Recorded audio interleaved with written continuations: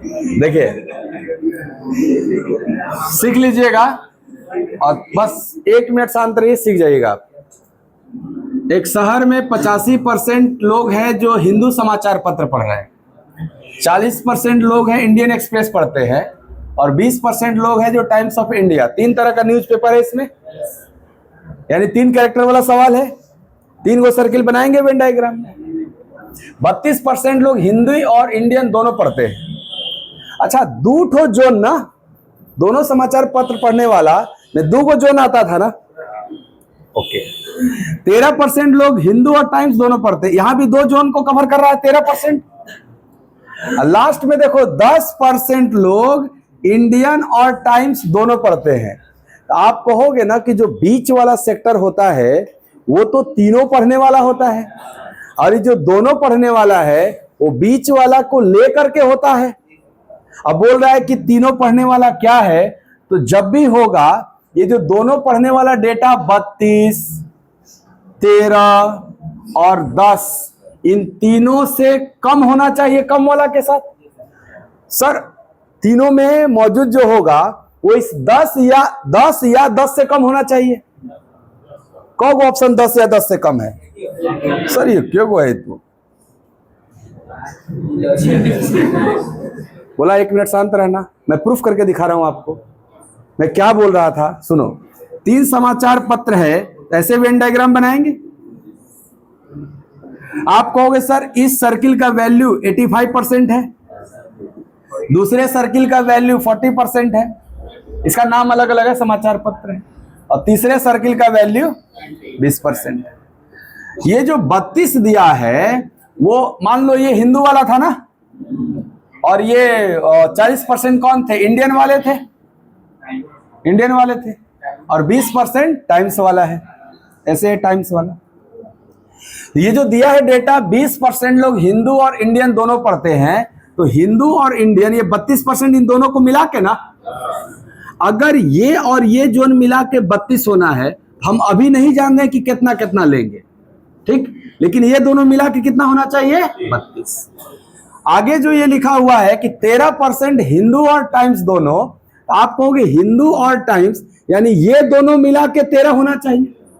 अब आइडिया लगा होगा ना कि अगर ये दोनों मिला के 13 होगा तो खाली हाई वाला 13 से कम होगा,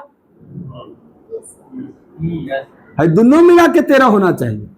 हमको जरूरत है तीनों पढ़ने वाला, तो खाली बीचवा वाला ना जरूरी है, दोनों मिला के 13 है, तो ये वैल्यू या तो 13 या 13 से कम। अगला डेटा देखो, कह रहे 10% लोग इंडियन और टाइम्स ऑफ इंडिया दोनों पढ़ते हैं, तो 10% लोग इंडियन और टाइम्स ऑफ इंडिया यानी ये दोनों मिला के 10 होना चाहिए। इसका मतलब ये बीच वाला या तो 10 होगा या 10 से कम होगा, तभी ना दोनों मिला के 10 होगा। तो क्या तीनों पढ़ने वाले की संख्या 10% या उससे कम होनी चाहिए? ऑप्शन में 10% से कम देवे नहीं किया है, इसका मतलब 10% होना चाहिए। चेक कर ले इसको। आइए, यहां अगर 10% होगा, क्या यहां 22 रहा होगा? तभी ना 32 बनेगा। यहां 3 रहा होगा और यहां 0 रहा होगा, क्या हो जाएगा? 10। अच्छा, ये पूरी सर्किल की वैल्यू 40, तो 22 और 10 32 हुआ, तो यहां 8 रहा होगा। ये पूरी सर्किल की वैल्यू 85, तो 32 और 3 35, तो यहां 50 रहा होगा, 85 पुर जाएगा। और ये पूरी सर्किल की वैल्यू 20, तो 13 के बाद यहां 7 रहा होगा, जोड़िए 100% हो जाएगा। आइए, ये पूरी सर्किल 85, 8 0 7, यही ना एक्स्ट्रा बढ़ा है इसमें, 8 7 85 15, क्या 100% ही होता है सब लोग? शहर की जनसंख्या का परसेंट 100%। तो जब यहां 10 लिया तब ना आया 100, इसलिए आंसर क्या है आपका? सीख गए होगे, मजा भी आ गया।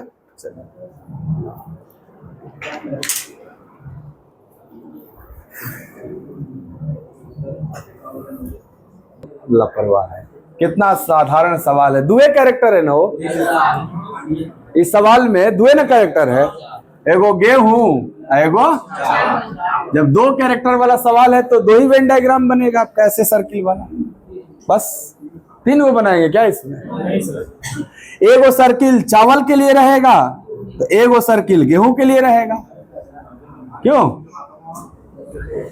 गेहूं का परिवार 60% है और चावल वाला तो ये 30% हो गया। अरे किधरों लिख सकते हैं, को दिक्कत हो गई, पहले जी कहने लिखला, देखिए उलट के पलट दे यार, उधर हो जाए।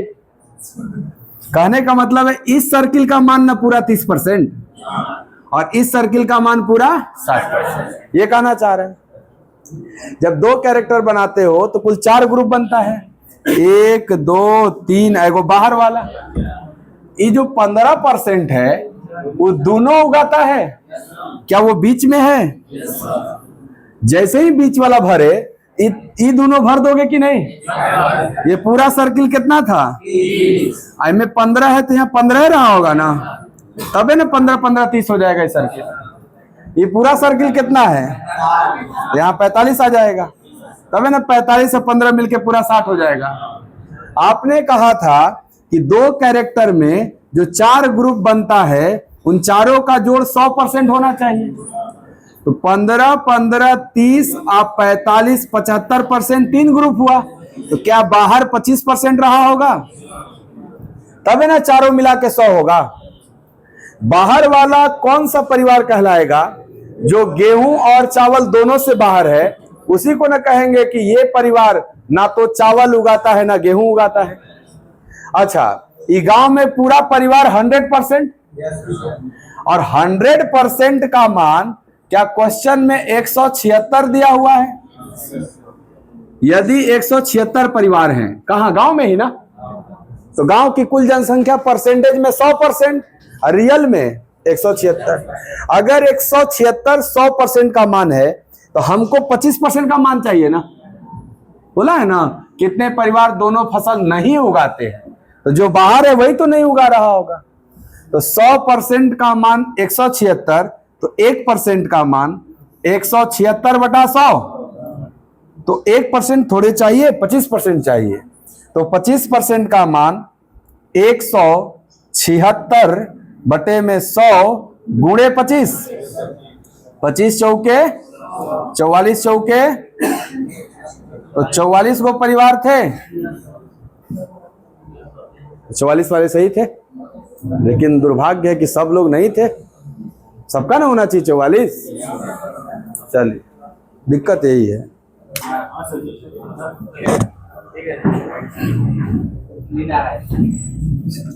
प्रश्न है कि एक कक्षा में 800 छात्र हैं, क्लास है, उसमें कुल कितने स्टूडेंट हैं? 800। बता रहा है 300 छात्र गणित में फेल हैं, 200 छात्र विज्ञान में और 200 छात्र अंग्रेजी में फेल हैं।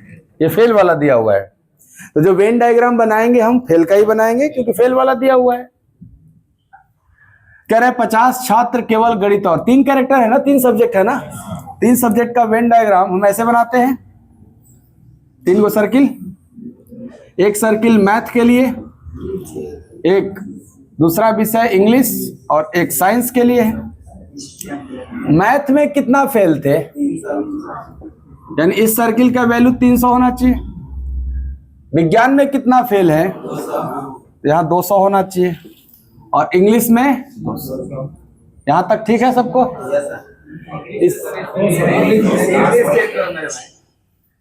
तो हम इसीलिए लिख दे ना सवाल। चलिए आइए,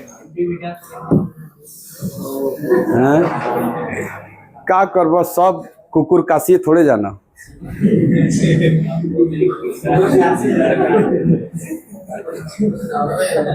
ऐसे हम लिख दिए सवाल को कि आप डाउट जो होगा आप देखिए। आप ये बताओ, जैसे ही आप आगे पढ़े होगे अंग्रेजी और विज्ञान, तो आपका दिमाग खटकना नहीं चाहिए कि अंग्रेजिया कहाँ बा, ऊपरा काहे नहीं देखला भाई? बाइलिंगुअल सवाल दिया हुआ है आपको, एक में छूट गया तो एक में देखना था। खैर कोई बात नहीं, यहां तक कर लेंगे ना। छात्र बिगाड़ दे, यहां हो गया तीनों। अब आगे पढ़ते हैं हम। 50 छात्र केवल, इसको भूलना नहीं आप, केवल गणित अंग्रेजी में। बताओ केवल गणित अंग्रेजी का जोन कौन है? ये ना खाली, ये गणित में भी है, अंग्रेजी में भी है क्या? इसके अलावा इसमें साइंस है क्या? तो केवल गणित और अंग्रेजी में यहां भरेंगे ना। कितना नंबर भरना है? यहां 50 भरेंगे। अच्छा, तीनों विषय दिया हुआ है फेल, तो 5 यहां आ जाएगा क्या? पहले तीनों वाला भर देते हैं आराम से। फिर कह रहा है कि 60 छात्र केवल अंग्रेजी विज्ञान में, केवल अंग्रेजी विज्ञान का ये जोन है, इसमें 60 होगा। आगे देखना सावधानी से। 70 छात्र विज्ञान और गणित में फेल है, तो 70 है कि केवल 70 है? अगर 70 है तो विज्ञान और गणित का ये न पूरा जोन होगा, और इसका मान 70 होने के लिए क्या यहाँ 65 लेना पड़ेगा? तब न 65 5 70 हो जाएगा। इतना ठीक है? हमें 70 भर देंगे तो गड़बड़ा जाएगा। वो कब होता? जब यहां लिखा रहता केवल 70 छात्र फेल हुए, तब यहां। ओके, क्या बाकी सब भी भरा जाएगा? हो, इस सर्किल का मान कितना है? 300 में कितना दिख रहा है? 120 दिख रहा है ना। बाकी बचा हुआ केवल गणित में फेल। इंग्लिश का वैल्यू कितना है पूरी सर्किल का? 200 में कितना देख रहे हैं आप? 115 में कितना बच गया? यहाँ 85 हो जाएगा। इस साइंस का भी वैल्यू 200 है, 200 में कितना देख रहे हैं? 130 देख रहे हैं, तो बाकी 70 यहां रहा होगा। कंप्लीट हो गया। सुनो, अगर हम पूछेंगे कुल कितना लोग फेल हैं, तो सब जोड़ जाड़ के ना, सब जोड़ते हैं। आप कहोगे सर ये पूरा जोड़ेंगे तो 300 ना आएगा, इसके अलावा यही 3 को जोड़ना है खाली। जोड़ते हैं 300 के बाद 70 60 130, 130 प्लस 70 प्लस 15 215, तो 300 और 215 क्या है? सातों जोन जोड़ जाड़ के 515। तो टोटल फेल पूछा जाए कि कुल कितने फेल हो गए, तो आप कहेंगे ना 515 हो गए। कुल फेले वाला ना है, बोलिएगा। कुल विद्यार्थी कितना था क्लास में? अगर कुल विद्यार्थी 800 है, जिसमें 515 फेल हो गया, तो बाकी सब पास माना जाएगा। तो टोटल पास 800 माइनस 515 ना, कितना हो जाएगा? 250। चलिए, इतना डेटा हम सवाल से कर लिए। अब प्रश्न पे आते हैं क्या क्या। पहला प्रश्न, केवल विज्ञान में पास। सर वेन डायग्राम तो फेल का बना है। वेन डायग्राम किसका बना है? फेल का। बाहर वाला ना पास हो गया है, वो बाहर वाला ये है 285। लेकिन ये प्रश्न क्या पूछा? केवल विज्ञान में पास। अब तो कै गो विषय है? 3। अगर 3 विषय है तो केवल विज्ञान में पास कौन कहलाएगा? आप कहोगे सर कौन कौन विषय है? मैथ, इंग्लिश और साइंस। हमको केवल साइंस में पास चाहिए, इसका मतलब मैथ और इंग्लिश दोनों में फेल चाहिए। लॉजिक पकड़ो। 3 विषय है, अब 3 विषय का परीक्षा दिए, और हमें चाहिए कि वो विद्यार्थी आओ जो केवल और केवल साइंस में पास हो। तो हर विद्यार्थी तीनों विषय का परीक्षा दिया है, तो जो विद्यार्थी, वेन डायग्राम फेल का है मेरा, जो विद्यार्थी मैथ और इंग्लिश दोनों में केवल फेल होगा, जो विद्यार्थी केवल मैथ और इंग्लिश दोनों में फेल होगा, क्या वही विज्ञान में पास होगा? बोलिएगा साहब। तो केवल मैथ और इंग्लिश में फेल क लोग हैं? केवल मैथ और इंग्लिश में फेल 50 लोग। केवल मैथ और इंग्लिश से फेल। क्या ये साइंस में पास होंगे?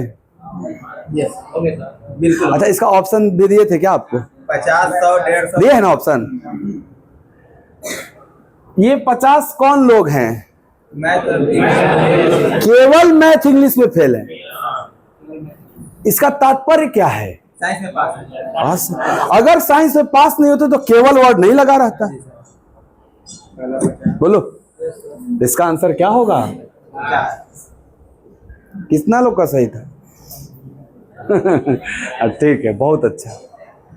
आपको यहीं पे आंसर है, बस ढूंढने की जरूरत है। आइए, केवल गणित में रिवीजन होगा, अभी वही सवाल है सब। केवल गणित में पास, तीनों विषय का परीक्षा दिए, केवल गणित में पास चाहिए, तो आप कहोगे ना केवल साइंस और अंग्रेजी में जो फेल होगा, तो केवल साइंस अंग्रेजी में फेल कौन है? 60। अंग्रेजी और साइंस में केवल 60 लोग फेल हैं। क्या यही 60 केवल और केवल गणित में पास माना जाएगा? यहां हो जाएगा 60। सही चल रहा है? ये देखिए, केवल मैथ और गणित, विज्ञान और गणित में पास। आप कहोगे सर 3 विषयों में से केवल विज्ञान और गणित में पास चाहिए, तो क्या केवल अंग्रेजी में फेल चाहिए? केवल अंग्रेजी में फेल कितना है? ये वाला ना, केवल अंग्रेजी में फेल। तो इसका आंसर ऑप्शन मैच कर रहा है ना आपका? तीनों विषय में पास, ये तो निकाल के बैठे हैं वो, नहीं है तीनों विषय में पास। 200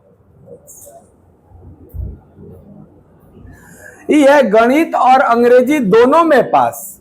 आप कहोगे गणित और अंग्रेजी दोनों में पास, यहां केवल वर्ड नहीं लगाया, अंतर हो गया अब सवाल में। देखो यहां बोला है ना गणित और विज्ञान में केवल पास चाहिए, मतलब 2 विषय को केवल के साथ पूछा है। यहां देखो गणित और अंग्रेजी दोनों में पास पूछ रहा है, तो आप कहोगे गणित और अंग्रेजी दोनों में पास का मतलब क्या हुआ? केवल लगाए होते तो तुम साइंस में फेल वाला देख लिए होते, लेकिन यहाँ केवल वर्ड नहीं है, तो गणित और अंग्रेजी दोनों में पास कौन सा जोन बनेगा? गणित और अंग्रेजी दोनों में पास।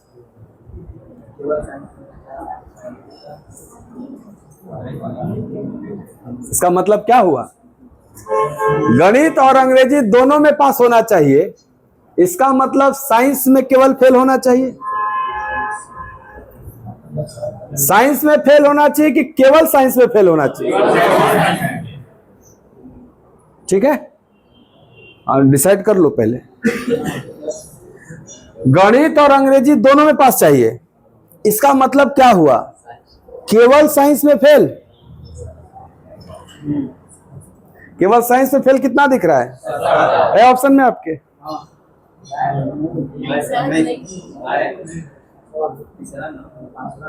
5 नंबर, 5 नंबर सब 300 प्लस है ना। तो केवल केवल दिया ही नहीं, गणित और अंग्रेजी दोनों में पास होना चाहिए, है तो तीनों में पास है क्या है आपका? तीनों में पास। अगर ये तीनों में पास है तो क्या ये गणित और अंग्रेजी में भी पास है? ठीक है, आप कहोगे सर इसमें 285 तो आएगा, आएगा कि नहीं? आएगा ना प्लस। सर जौन विद्यार्थी साइंस में केवल फेल होगा वो तो दोनों में पास होगा प्लस। क्या इस प्रश्न का उत्तर ये दोनों होना चाहिए? जोड़ो, ये दिया है विकल्प में, तो यही करेक्ट आंसर। अगर हम यहां केवल लगा देते तो खाली 70 आंसर हो जाता। देखो भाई यही तो बात है सवाल में, केवल नहीं ना बोला। अगर यहां बोलेंगे केवल गणित और अंग्रेजी दोनों में, तब तो तुम कहोगे तब तो 17 लोग हैं, लेकिन बोल रहा है कि गणित अंग्रेजी में जो पास है ना वो आओ। ऐसे सवाल है कि जो गणित अंग्रेजी में पास है वो आओ। ये बताओ है 285 लोग आएंगे कि नहीं? क्यों? क्योंकि तो तीनों में पास है, तो ये भी लोग हो गए।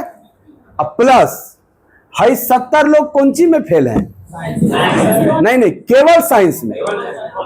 अगर ये केवल साइंस में फेल हैं, इसका मतलब इन दोनों विषय में पास रहे होंगे, इसीलिए दोनों आए। समझ गए? लास्ट सवाल क्या है जी? विज्ञान में पास। वो होगा क्या? या डायरेक्ट देख लो, विज्ञान में फेल कौगो है, 200 ये तो एकदम सिंपल हो गया। कुल विद्यार्थी कितना, और में विज्ञान में फेल कितना, 200 तो बाकी सब पासे न रहा होगा विज्ञान में। इसका तो डायरेक्ट आंसर हो जाएगा 800 माइनस 200, या सब जोड़ोगे ना तब भी आ जाएगा 600। क्या सवाल अच्छा था, समझ में आया? बहुत